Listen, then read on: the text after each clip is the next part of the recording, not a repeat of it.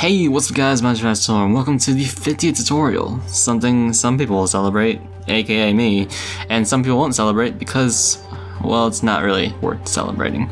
Today we have catch-up experience boosts, which, well, when there's a party member that's a certain amount of levels below the highest level party member in the party, they will be getting a specific EXP boost. In this demonstration we have it so if a party member is 10 levels below the highest level party member, they'll be getting a 200% EXP boost, but these are both flexible and can be easily changed.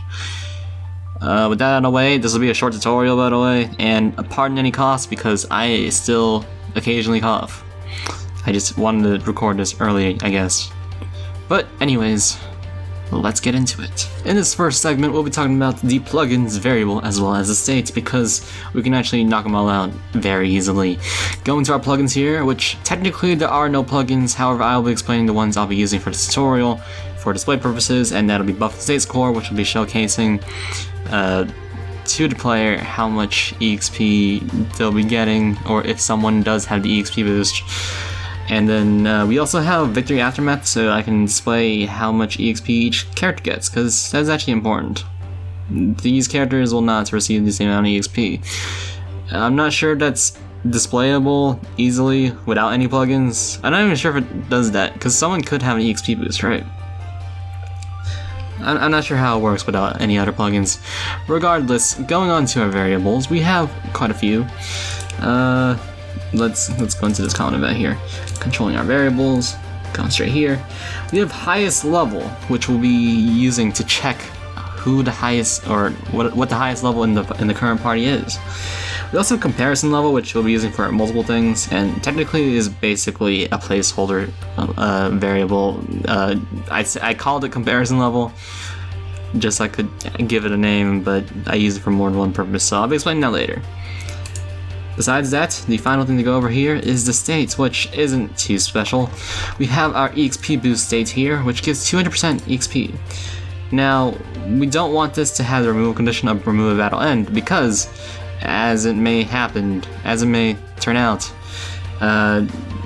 any states with remove at battle end gets removed before the victory screen comes up. So they will not be receiving double EXP if we do have this turned on. So with that in mind, you may need another plugin to help remedy this, but otherwise you can also remove the states at the beginning of every battle. In that case, you'll want to not have an icon up here, so it's not really visible outside of battle, in between battles. Something like that. I didn't explain it too well, but basically, yeah, we're using buff and state score to show off the 200% boost here. And with that said, we can go on to the eventing process. Now, thankfully, the eventing process isn't very difficult. Going on to the troop events here, we have this random one with Mark in it, but it's less about the enemy and more about the eventing, of course. We're setting turn conditions to turn 0 because, of course, we want to do this at the start of the battle.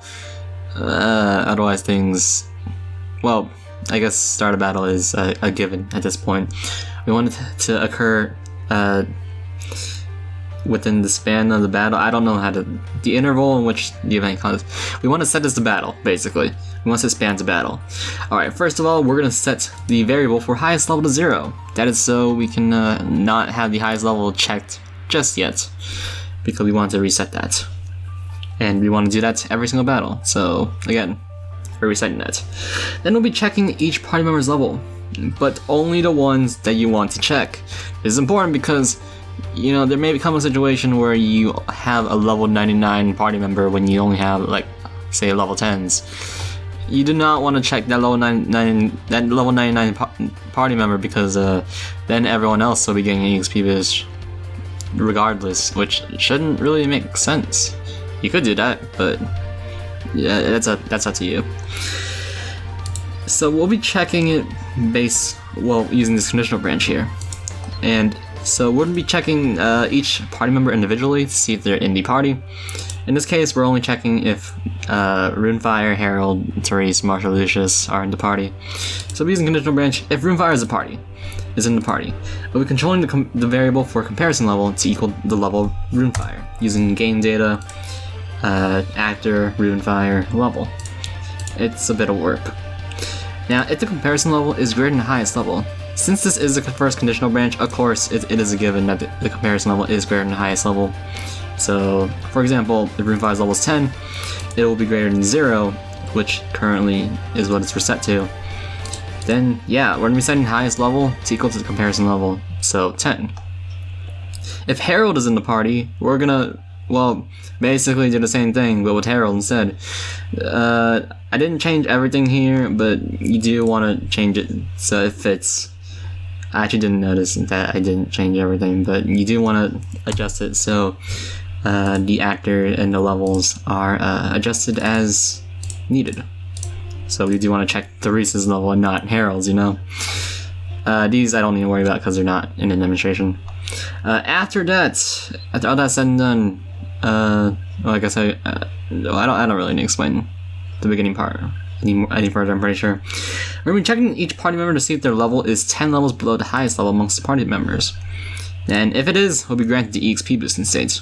If Runefire is in the party, we're gonna be setting comparison level to equal to level Runefire, just like before. However, now we're gonna be adding 10 to the comparison level, since 10 is our level gap we want here. Now, if the comparison level is greater or equal, or I mean not greater or equal, less than or equal to the highest level, so if Runefire is at level 1 and the highest level party member is, you know what, let's go 99, it'll be 1 plus 10, which would be 11. 11 is less than 99, which means Runefire will be getting the EXP boost. And of course, you do this for every single other character here. And as I explained earlier, an event will be needed after the battle.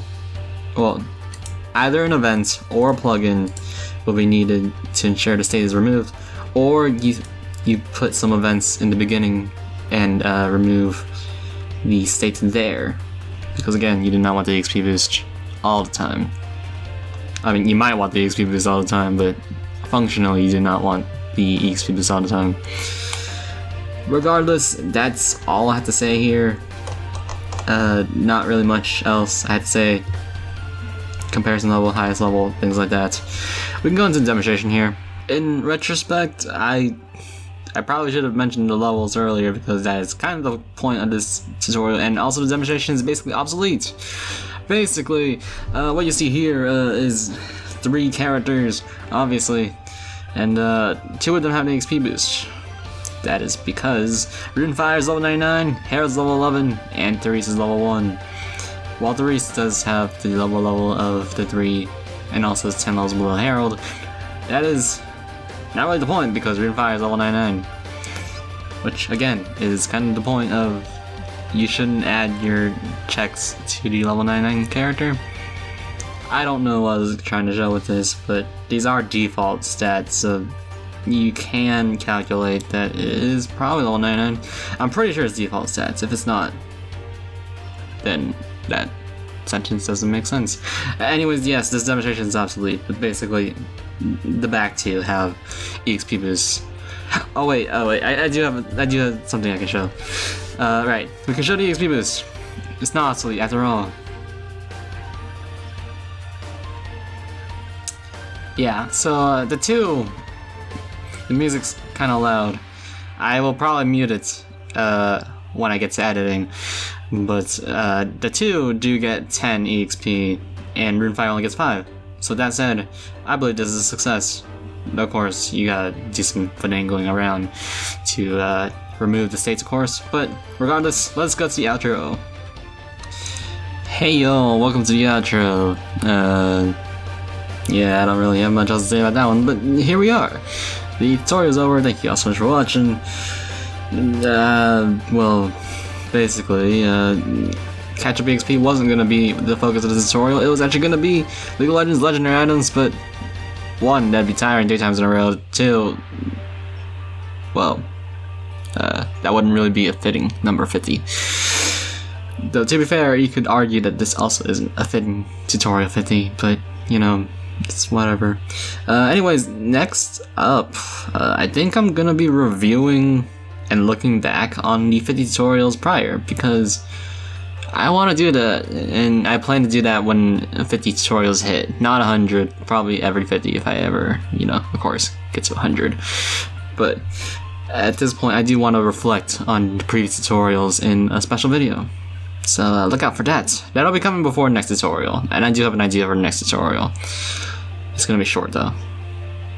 With that said, for the outro music, this is not important.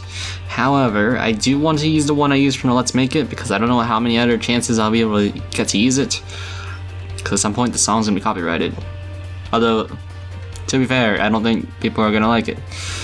Yeah, I mean, it does have words in it. But, you know, I do like it too much. I haven't. Anyways, alright, see you guys and stay safe. Bye.